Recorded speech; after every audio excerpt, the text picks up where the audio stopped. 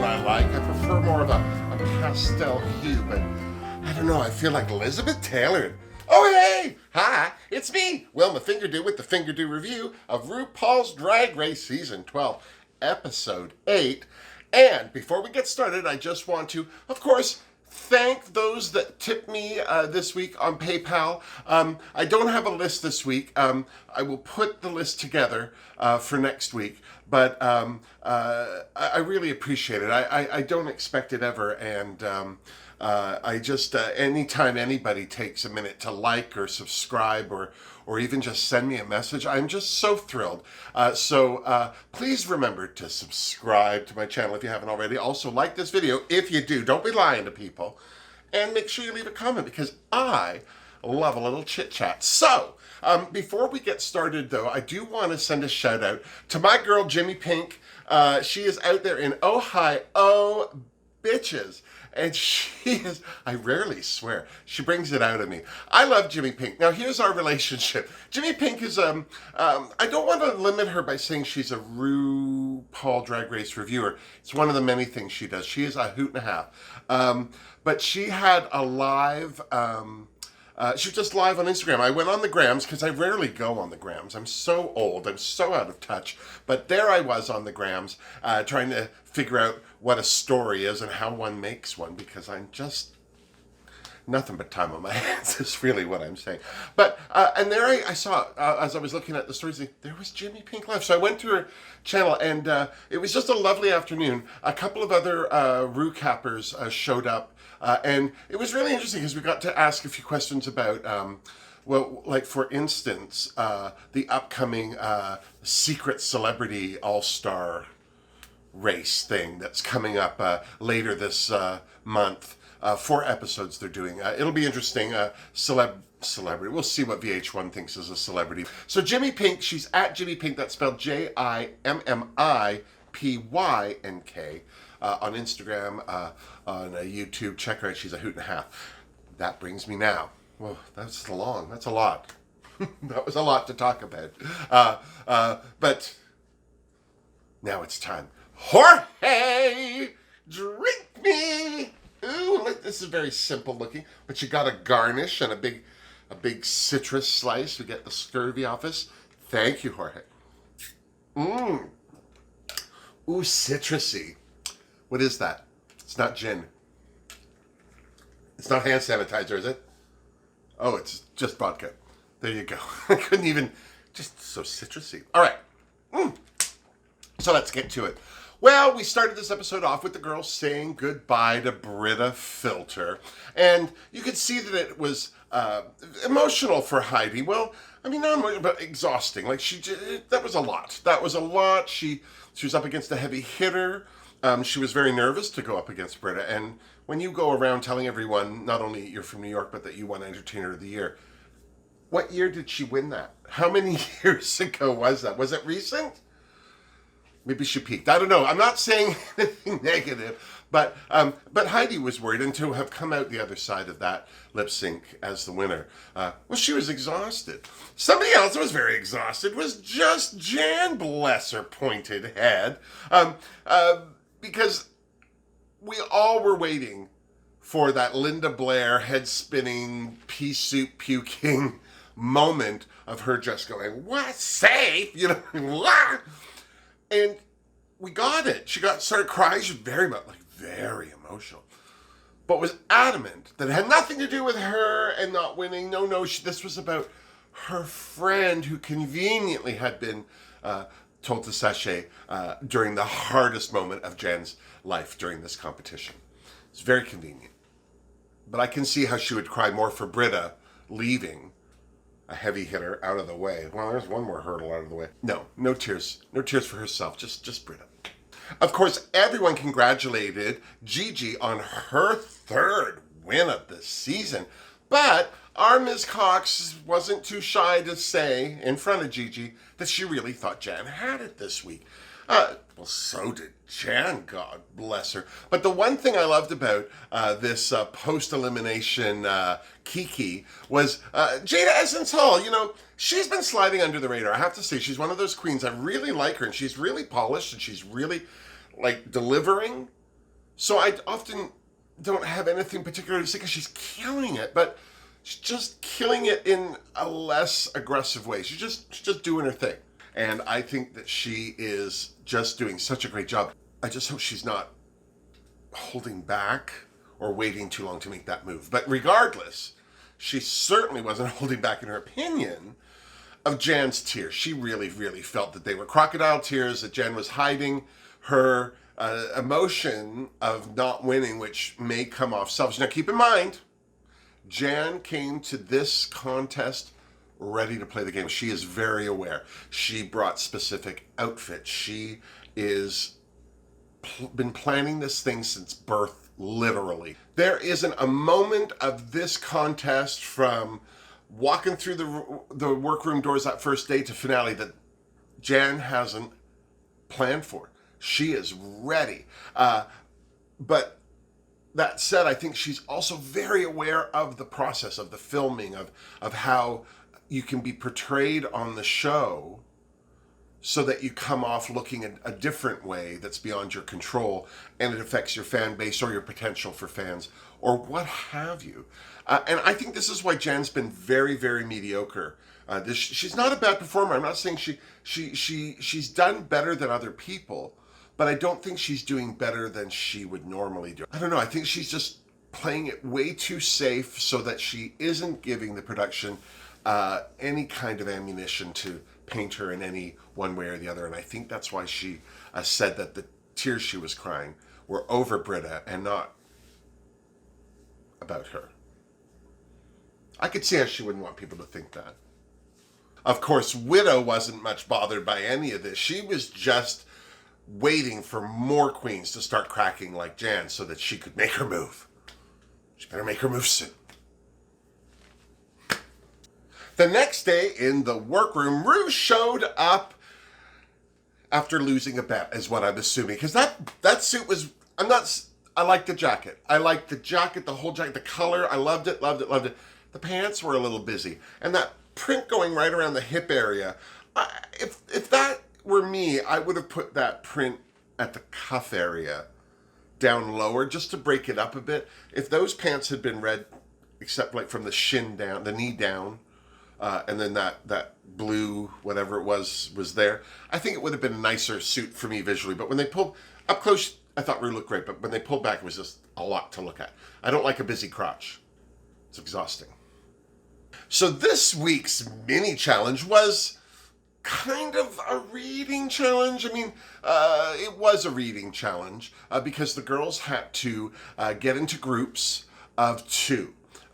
Pairs, not groups, but there were 4 pairs, and then the pairs would pair up. So these 2 pairs would kiki at like a cafe table. Like it was purely an improv challenge. And what they had done was the sponsor this week, Fit Fun Flex, or I don't care to remember what it was called, but this thing right there. They were the sponsors, so they had to fill these boxes with things that I guess you can send to people through this service. Very benign things, nothing particular, but like a blanket and somebody found a terrarium, little things like that. And then as they were having their kiki, they would present the box and, a gift, and here's this blanket. Here's this extra soft camera filter for your close-ups, So they were like negs, they were burns, they were frenemies burning each other with negs. That was a challenge. I didn't like it. I mean, certainly some people did better than others, but as a whole, I just didn't enjoy it because I think there were people that would have done better in a just straight out read, but you could see a lot of the queens were struggling to kind of connect whatever the product was with the burn, which was totally the point. I still didn't like it. Who won the challenge? Well, Gigi and our Ms. Cox. God bless her. Being mean and nice all at the same time. So Canadian of her, I'm just saying. Our Ms. Cox was so thrilled about winning that she, made that face. There was a dance involved. It's a little, it was... But before the queens could do too much celebrating, Ru told them all about this week's Maxi challenge, which was to design a high-end luxury product for gay lifestyle brand Droop. So right away the queens got to planning, and Heidi was having some problems with this challenge because high-end lifestyle products aren't in her wheelhouse, and she proved it by admitting to everyone that last year she'd only made $9,000 for the whole year. $9,000. This is the state of some people working in North America. We all think, oh yeah, you're doing all right. No, some people are not doing all right. And this is why I always say it's good luck to tip a drag queen. If you're out at a show, even if you're not watching the drag queen, go up and give her a couple bucks. Because I'll tell you, she'll put it to far better use than you will. Even if it is just for a cocktail, I'm just saying. She probably needs a drink. I need a drink. Shut your face. Thank God Ru showed up to check on the Queen's progress, and he brought a guest. Bob Harper, celebrity fitness guru and, well, lifestyle brand creator himself.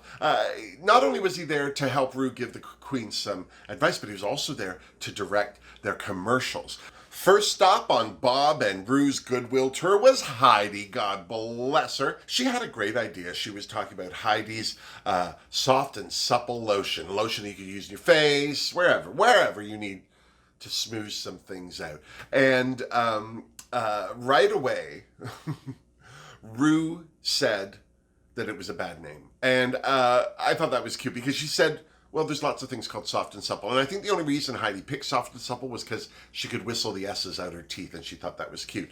But Ru said, well, your name is Heidi. If you're doing a lotion, it hydrates. Isn't that a better idea? And of course it was. And Heidi was thrilled to receive that gift from Ru. And the only reason Ru gave her that gift was because she then brought up that Heidi was in the bottom last week. And that she had better not show up there again. I mean, seriously, RuPaul giveth and RuPaul slappeth your face. Seriously. Next up was Widow Bon Dieu and her product, Throté, which I thought was stupid. I didn't like it. I was like, okay, this better be a hell of a commercial because just the whole idea of what you're talking about, I'm not into. No offense. And it didn't seem that Ru was either, because there were no gifts for Ms. Widow Von Dieu before Ru just dropped it on her that, well, she hasn't won anything since week 1. She won the first challenge and that was the end of it. And so, no pressure for poor Widow. Seriously. Give yourself a spray of Throté, see how it helps. Jan's Sure Jan was next. This is another product that, just by hearing the name, Throté, Sure Jan is like bomb. In the bottom. You're going to be in the bottom. That sucks. That's just a stupid idea. And God bless Just Jan. Because, oh gosh, she wants to do well. You can see she wants to do well. And what I thought was a little shady, but funny, was Ru bringing up Jan being emotional at not winning last week. And she was trying to be very adamant that was about her sadness at Britta being eliminated. And, you know, the more that she says that, the less I believe it. I mean, when she said it that first time, I was like, oh, that's right, they're friends. They live in the same city. I don't know, $100,000, I get a new friend. Our Ms. Cox was next to have a chat with Bob and Ru. And that sounds rude, Bob and Ru. You're dodging bullets. Bob and Ru. Bob and Ru! Tuck and roll, Bob and Ru. Sorry. Where was I? Our Ms. Cox.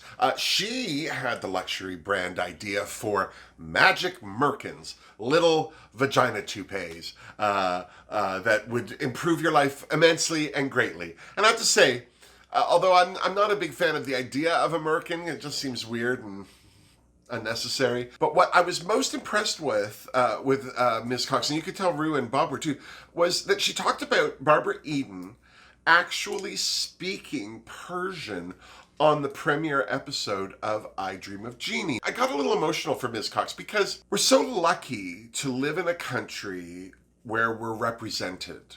Now, I'm speaking as a white man. I mean, that's the top of the food chain on some people's opinions. For me, well, I don't look at it as being all that great, but at the same time, I go through life with a lot of subconscious affirmations that I'm where I should be and who I should be. And I'm talking about things like advertising, TV shows. When you're watching something like Friends and there are no people of color on that show and you're a person of color, you start to be like, well, am I where I should be? What's going on? Like it starts to subtly affect you. You know, everything you see is advertised to um, a class of people or a color of people or people speaking a language, and you don't ever hear or see yourself reflected. And you hear Margaret Cho has spoken of this growing up and not seeing Koreans on TV, and I just to have Jackie have that moment where she turned on. If she had turned on that show a little later and missed it altogether, would Jackie Cox have been such a big fan of Barbara Eden and I Dream of Jeannie? It's interesting, but see the power of somebody seeing something and connecting with it. And I think that people that don't see that as a problem for people in North America that are really disenfranchised, and that it really does break my heart. They really have no idea what something like that can do for somebody's just their raison d'etre. I'm not sure why, but Rue and Bob didn't visit with Jada Essence Hall, Gigi Good, Crystal Method, or Cherie Pie. But who cared, because she told everyone who the guest celebrity judge was this week. Chaka Khan, and the room went wild. This was a good week to still be on RuPaul's Drag Race. Chaka Khan, seriously. I feel for you, Chaka. And then it was off to the studio to film their high-end commercials with their guest director, Mr. High-End himself, the sexy Bob Harper. Yeah, I'm just going to have a minute. First to film a commercial was our Ms. Cox and her magic markers. She did a great job. She was prepared. She was organized. She knew exactly what she wanted. She just didn't let other people in on some things, like her smash cut special effect of things appearing, her merkins appearing on camera. I love how she just kind of stood there, held her pose, and then said, "So this is where we hold our pose until somebody takes out the puts the thing down, and then we can hit play again." And while she's doing that, poor Bob is like. And clearly the pit crew were too busy being sexy to listen to anything. But they finally got up to speed with our Ms. Cox. And even though Bryce was still kind of dragging his butt enough so that Bob had to quote Miranda Priestley, Jackie seemed to have no problem getting her commercial done exactly the way she wanted. Good for you, Jackie. Gigi Good's commercial wasn't. In fact, it sucked a little, I hate to tell you. She was very stiff, very, very wooden, which was odd because she had more life in her when she was playing a robot on Snatch Game. She also wasn't taking any of Bob's direction. He would tell her that she needed to say a line differently, maybe with more energy, and she just would read it the exact same way, which was all too bad because I liked her product. Good, as her name is spelled with an E on the end, Night Bitch. I thought it was a great idea. Just too bad the commercial wasn't. Seriously.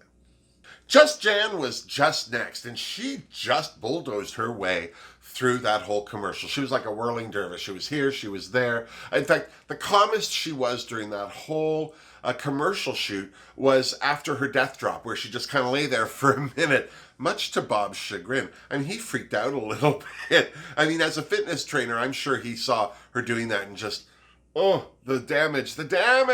And, you know, he was worried about her head because there'd been complaints. Jada was next, and she was hilarious, mostly because she kept covering up her mic and you couldn't hear half of her script. I mean, I was hilarious at the moment, but you could tell she was actually also funny.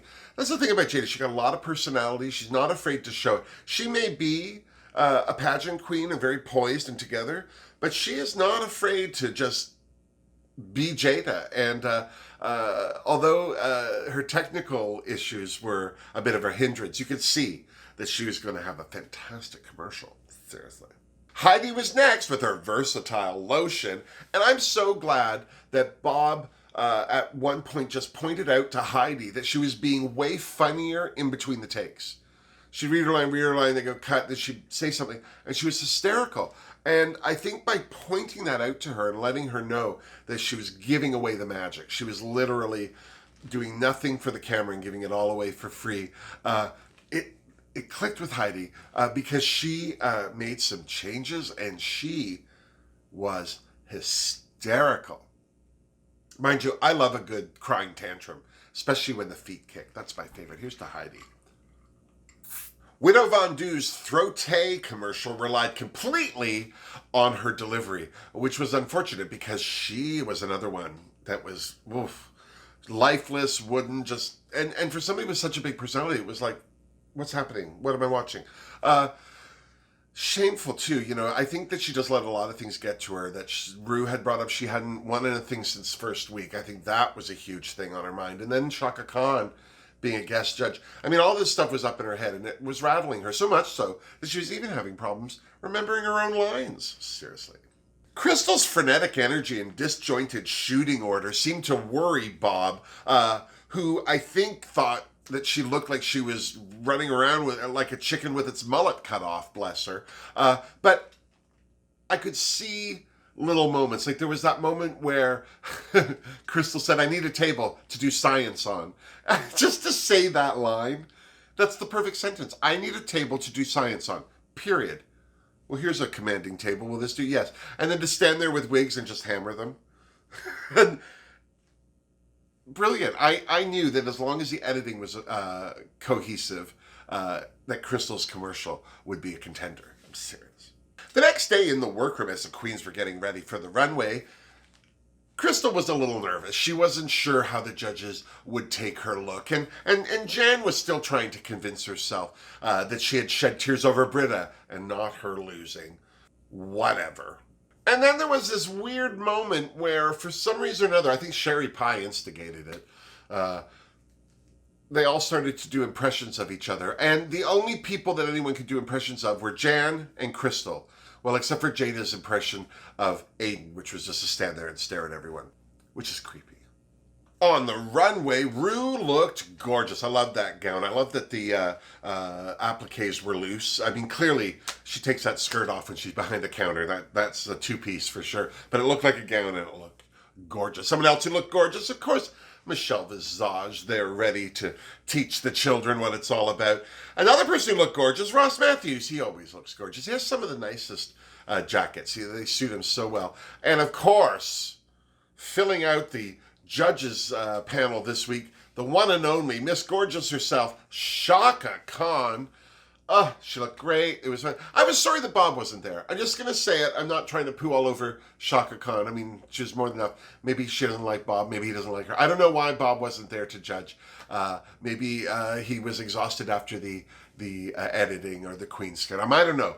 But it was just going to be Michelle, Rue, Ross, and Chaka. I love to call her Chaka, like we know each other. We're like this. This is me. This week's runway theme was Black Wedding, and so the queens all more or less just wore black wedding dresses down the runway. Miss Cox, our Ms. Cox, was first, and she looked great. There was nothing wrong with what she looked like, but it was a black wedding dress. The more interesting thing was the story she was trying to tell on stage, but I don't know. I think she could have told the story in a more interesting dress. Someone who had a more interesting dress was just Jan. It was fine, but it had these feathers that came up here, like they just shot up, and I felt they were a little too far forward. It almost looked like she was in a forklift or something. Do you know what I mean? It was just a little distracting. I wish that they had maybe been closer, maybe on the sides, or maybe not as tall. There's a lot to look at, is all I'm saying, seriously. But her makeup was gorgeous. Jada Essence Hall looked expensive. Now, here's the difference between her and Jan. Jan's dress had a lot going on, very involved, interesting to look at. But Jada's was so simple, and the simplicity just spoke of class and taste and Park Avenue. Of course, Gigi had to wear that. Wow. She looked gorgeous. I loved the Veronica Lake wig. I loved the Dior silhouette. It was interesting too. I was looking at her face up close. She didn't put an eyelash on this side because of that. It was just all makeup and no eyelash, so that when she opened it, I'll tell you, this hair here, I'll sit on this eyelash sometimes and I get that, and it freaks me out. And this is just this week. That's a whole wall of hair she had in front of her eye. So you're darn right she didn't wear her eyelash on that. She looks stunning. There's got to be a point in the day for some of these queens when they're in the workroom getting ready and they just see Gigi come around the corner and maybe she doesn't have a wig on yet or something, but it's like, it's like, oh. Here's the Gigi though. Fantastic outfit. Cherie Pie was next down the runway, and it was so good to see this costume on her because it was intricate. It was absolutely gorgeous, and I'm sure it is the work of Florence DeLee. I always call her Flo in my head, and I'm sure, but her label is a Fleur DeLee. So I'm sure as Florence DeLee, she prefers the short form Fleur DeLee. Or maybe she doesn't. Maybe I'm reading too much into it. I don't know. But Florence DeLee, at Florence DeLee, capital D apostrophe, capital Lee. She's on Instagram. And all of the costumes that she's been doing for all the queens. She was doing some of Britta's too. Like, nobody talked about this. All she's had any acknowledgement was for the costumes that Cherie Pie's having, which aren't being featured as extensively as I'm sure Florence had hoped they would be when she was making them, just saying. But I did like Cherie Pie's costume, but I have to say her makeup, that was my favorite makeup Cherie Pie's had all season. I thought that was just beautiful. Good for Cherie Pie. It's too bad. Heidi looked great, but right out of the gate, I kind of was like, oh, what happened? It looked to me like her wig had either shifted back a bit or something, because the lace, or the lace was too light. But it created like a double line. She had a line of contour to here, then a lighter line just in front of the wig. And it just distracted me enough where I was like, oh, she's going to get red for that. But maybe it didn't show up on stage as much as it did on high definition television. But I really liked Heidi's dress. I thought she looked good. She looked comfortable. And that's really 50% of it right there, seriously. Because you can't be comfortable in fashion. I really liked Widow Von Du's look, but the first thing was that skirt, because it was a removable piece, it just added a lot of bulk to her body high. Like, it was almost an empire belt that went on over her hips, and it just made the bottom of her look so big. And because it was black on black on black, you couldn't see, because later, when she had taken that part off, she didn't look half as large. But at first it was just a hard thing to see. But then she pulled back that jeweled veil and she had those contacts on and the makeup. Oh, just gorgeous. I thought this was a great runway for Widow Von Du. Seriously. And finally, Crystal stumbled down the runway in her zombie bride realness. I loved her. I loved her in this. I thought she looked like a combination of The Walking Dead and Tim Burton's Corpse Bride. She looks so great. The wig was fun. The makeup was great. And it was perfect interpretation of the challenge to have dug her way out from the grave to get married. Well done. Seriously. And then it was on to the critiques. Up first, our Ms. Cox. Well, the judges loved her. They thought her commercial was great. They thought her runway was great. Nothing stood out particularly except the fact that Chaka Khan had no idea what a merkin was. And this added another level to our Ms. Cox's commercial, because not only was it a product to help benefit men, but it also was educating. Seriously. Jan's commercial was shrill and exhausting and clearly not a favorite of the judges, which is too bad because they loved her runway look. In fact, Ruth said that was the most beautiful she'd looked all season. Maybe because she knew she was going to put her in the bottom. I don't know. We're not friends. Jada's commercial was funnier than I thought it was going to be. The fact that she opened it up by saying, "I'm that terrible actress from Grey's Anatomy." And then the rest of it, she's just lovely. She did an excellent job. I think the thing about Jada Essence Hall is that she's another one. She has these moments where she makes you look in her direction, but all in all, even like backstage when they're post-elimination, that even if she has something to say, she really never draws a lot of attention to herself. She is deflecting attention, or at least not drawing negative attention. So I think she's playing a smart game. I just hope she doesn't stay in the middle too long now. Seriously. Gigi was next, and the only good thing I can say about her commercial was thank God her runway look was flawless. Oh, bless her. And she looked great in her commercial, too. I love the outfit she wore, but wow. Wow. She was so lifeless, and it was such a shock. You can see the judges were just surprised that she had under-delivered in such a simple thing that she has clearly shown that she has all the aptitude for. There was no dancing. There's no singing. She just talk. Seriously. Cherie Pie's commercial was just stupid, if you ask me. I understand that she wanted to use a pie and continue with her branding, Cherie Pie pie, but Aura Pie, that was stupid. And it just was, it was a long walk to a very, very lukewarm cocktail. Do you know what I'm saying? It wasn't up to the standard that I think we've all come to expect from Cherie Pie. And certainly this seemed to be the opinion of the judges. Just saying.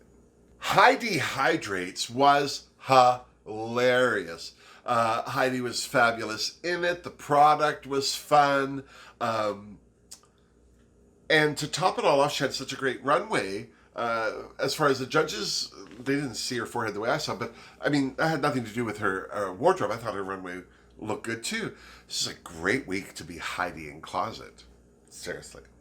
Next up was Widow Bon Dieu's Throatay, and it was not worth the wait. I am so serious. And the judges didn't think so either. They were less than impressed by Widow because they know her personality. She's got a big personality. She's always got energy to spare, and she didn't have it here. And you could see clearly this was too much for Widow because she started to have a bit of a cry. She had a little bit of a breakdown. She held it together fairly well, but you could see it was emotional. And God bless Chaka Khan. She had such kind words of support for Widow, and I really appreciate Ru punctuating it by saying, listen to what she's saying to you. Hear what she just said. Because when you're in that state and you're emotional, you're not hearing anything. You're just hearing all those hateful words in your head that tell you you're not where you should be. You should be home in bed, eating bonbons. Ooh, bonbons. Seriously. Last but not least was Crystal Method, and she was worth the wait. Her commercial was hilarious. All that frenetic energy and running around that she did was just came together beautifully in the editing. But that wasn't my favorite part of the commercial. My favorite part of the commercial was Bruno. We got a full back shot of Mr. Sexy Pants. I'm just saying. Here's to Crystal. Thank you for that, Crystal. I'm just saying. So when you combine Crystal's great commercial with her runway, this is a good week for Crystal Method too. I'm so serious. And then Ru asked the girls who should go home next, and everybody said Widow, which surprised me because I thought Gigi's commercial was equally as bad as Widow's. I felt they both fell short in the same areas, and therefore were similarly as disappointing. I think maybe because Gigi's won 3 challenges and that runway she had on this week was killer, might have pulled her out of the running for some people. But even Widow, who couldn't clearly say, or wasn't going to say herself, she picked Jan.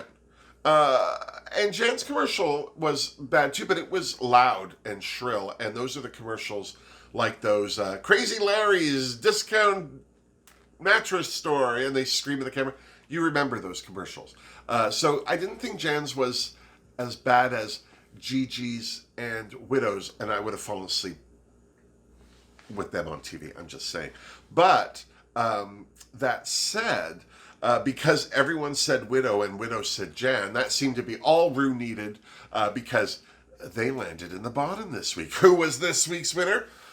Well, glory, hallelujah, she's highly blessed and favored.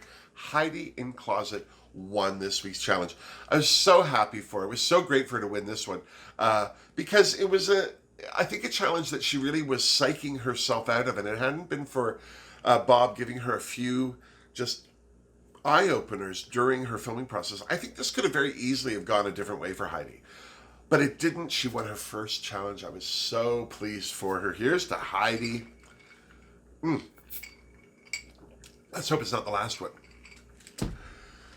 So then the only thing left to do was the lip sync between Jan, shocker, she almost won last week, and Widow, who clearly is a product of her own mind. She just got in her head and really let a few points blind her from the task at hand. And right away, I knew Jan was in trouble. She had issues getting out of that dress, and like Rock'em Sakura before her, it just made her not watchable for the first minute or half a minute. So Widow really soaked up a lot of the attention. And Widow, she was wearing the right outfit for this song, Chaka Khan's "This Is My Night," and I think also Widow Bon Dieu being the type of performer she is, she's, a very energetic and athletic performer, but she didn't do any of that for this song because it's a Chaka Khan song. Chaka Khan doesn't do that. Chaka Khan does all of that physical acrobatics with her voice. So once Jan broke free from the bonds of her dress, she bounced all over that stage. In fact, she had so much energy, it looked like she was fighting to keep contact with the stage. She just kept bouncing. She didn't just hop, she leapt. It was very aggressive. She just seemed almost angry while she was dancing. But that wasn't the case. Just Jan sashayed away, and Widow Bon Dieu chanted for another day. Well, there you go. 7 queens left. What do you think of that? Oh, who do you think is next? I don't know. It's so Widow could psych herself out. I mean, the fact that Jan went home this week after being in the top 2. I mean, literally, if Gigi hadn't won, it would have been Jan. But for her to go home this week, oh, such a shock. So that just means anybody could stumble. Anybody could go home. So let's hope it's not your favorite. Who is your favorite? Let me know down below. Also, don't forget to like this video. Don't forget to subscribe to my channel. And don't forget to tell your friends about the Fingerdoo review. If you like it, maybe your friends will too. Clearly, some people are having troubles finding it. I'm just saying. And don't forget to leave a comment down below because I do like to respond to the comments. I love to read what y'all have to say. Whether I agree with it or not is not the point. I just like hearing everyone's opinions because we're all watching the same thing. So it's interesting how we filter all that information. Also, don't forget, if you want to support me and what I do, you can give me a one-time tip through PayPal, or you can support me on Patreon, or you can buy some of my merch at Redbubble. All the links are down below. And if you've bought anything on Redbubble, send me a picture. Tag me on Instagram or something, Wilma Fingerdoo. Let me know that it's out there, and I'll find it. I'm going to put them all together, and I'm going to start showing them so you can see what people are buying. A red t-shirt, whore red as I call it, a couple of mugs, some stickers. It's been interesting to see what you all are buying. So thank you again for all your love and support. And until next week, miss me. Mwah! Seriously, Jorge. I like the simple things. Like a good citrus and vodka.